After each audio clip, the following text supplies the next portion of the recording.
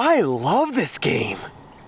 Garfield is the famous cartoon cat that we all know and mostly don't mind. First appearing in the 70s, creator Jim Davis designed him with the specific goal of making lots of money, and it's safe to say that his humble dream of being a multi-millionaire has more than paid off in the decades since. Taking a look at Garfield's discography is enough to make any grown man blush. Thousands of comic strips, TV shows, movies starring Bill Murray of all people, vibrators, tombstones, Garfield truly represents the beauty of overly commercialized art. And he lives in our hearts and minds thanks to his unique style of joke. But I'm not just here to lightly chuckle with America's favorite cat, I'm here to race with him as well. See, for too long now, Mario has been the king of the kart racers, with hit after hit dominating the industry. Greed! Rapacity! These are the words you should think of when you think Mario Kart, a series that has monopolized the humble world of kart racing games. Other famous mascots such as Crash Bandicoot, Sonic the Hedgehog, and the M&Ms have tried their best to dethrone the arrogant plumber, with mixed degrees of commercial success, but thank God Garfield sped onto the scene with the release of Garfield Kart in November 2013. Proven to be Mario's first true rival in terms of both quality and profitability, please don't Google Garfield Kart. But despite what the quote-unquote mostly negative reviews would lead you to believe, that didn't stop the brave souls of Microids from remastering their original masterpiece with the new subheader of Furious Racing, gifting it to PC, PlayStation 4, Xbox One, and Nintendo Switch owners 6 full calendar years later in 2019, and thank God! Look, I know that some of you ironic chuckle f***s out there like to make memes about this game, but I actually bought it with money that I will never have again, and I threw away real hours of my life playing it, so I know a thing or two about Garfield Kart, okay? And I'm here to tell you that this game, to put it lightly, is an absolute hoot! Furious Racing features 8 characters, 16 tracks, and a wide variety of unlockable hats. You race against CPUs or humans, you can choose between either standard matches or time trials, you win or lose, and repeat. Try to find all the puzzle pieces while racing to collect character JPEGs. $30 on the Switch eShop. Look, some people might be a bit unimpressed with that description, sounds a bit barren on the content side, I know, but I believe that the game takes a quality over quantity approach that is refreshing in this age of big budget 100-hour plus games. I mean, who has the time? Similarly, Mario Kart 8 Deluxe and its grotesque reliance on good content is the lazy way to do things. No, I think we should all commend a game like Furious Kart for confidently succeeding with a different approach. I especially love the unique and creative track designs that make Mount Wario look like a sad little bitch. Highlights include Cats in the Hood, Crazy Dunes, Cats in the Hood again, Crazy Dunes with barnyard buildings in the background. Crazy Dunes 3. But if that doesn't get you feeling all tingly, just look at these characters. Mario Kart can reskin Roy all they want, but that game can't hold a candle to the more than 7 incredible character options here, such as Garfield, Gray Garfield, Cokehead Garfield, John, Johnette, Girl Garfield, Dog, and Rat. Look, I can hear myself. I'm not selling this game very well. Well, how about we take a look at the actual gameplay, huh? Will that change your fucking mind, you stupid fucking shit?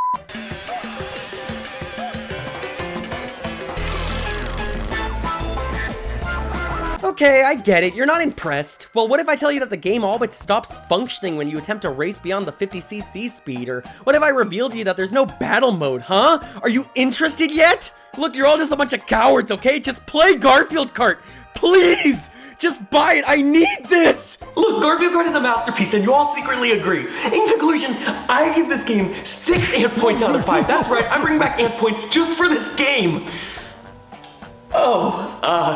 Don't be alarmed, that's just my cat Garfield. He's just making sure that I'm following his very specific instructions for this video. Oh, look, he's leaving.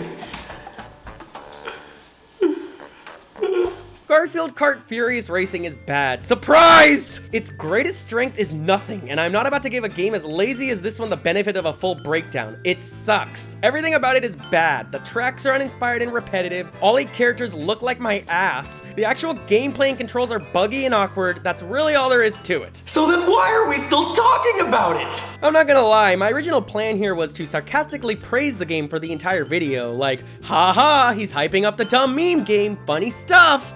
But then I started getting mad, and then I started thinking about these garbage license games as a whole. This game isn't just bad, it's disgustingly bad, and I get that that's where the meme came from, the idea that this dumb Garfield kart racer is so utterly stupid that it's kind of funny, but have the people who repeat that meme ever actually played it? Do they understand how truly horrible of an experience this is, or is it just funny because Garfield? I'm not trying to be rude, I'm genuinely curious. Because here's the thing, I'm a big proponent of the idea that any game can be good. One of my favorite games of all time is a licensed 3D platformer starring a talking sponge. Another one I love is a GTA clone starring the fucking Simpsons. Those didn't need to be good, but they were because they featured solid mechanics and felt like loving homages to the shows they were based on. I sincerely do believe that a Garfield kart racer could be good if it just worked. Why doesn't this game work? Why does touching a wall immediately halt all your momentum? And the standard control scheme is accelerating with the right shoulder button and drifting with B. That's gross. And while we're at it, why are like 5 of the 16 tracks desert themed? Are Garfield fans big into deserts or something? Why is every kart literally exactly the same but with a different paint job? Why don't the characters talk? Who the is Harry? Also, why are the car engines so loud? At first I thought my Switch was on fire. This is a sick joke of a game, a fucking travesty. Ah! Fine, back to being positive. Maybe I'm not approaching this game from the right angle. As I established, the character of Garfield was created to make Jim Davis a lot of money, so by extension, we can assume that this game was made for the sole purpose of making money as well. Obviously, every game is made to make money, by the way, and on the same topic, but I assume that companies like Nintendo and Sony are also proud of their work, right? Like, if I myself invented Super Mario Odyssey, a great game that also made at least a few nickels in profit, I'd feel like a pretty strong little man, you know? But obviously there's no passion here, no effort, it's just a game designed to sell, a product, I get it. So, from that angle, they also failed. This game didn't sell. There's nobody online. I waited for 10 minutes. Not a single other person. Not one.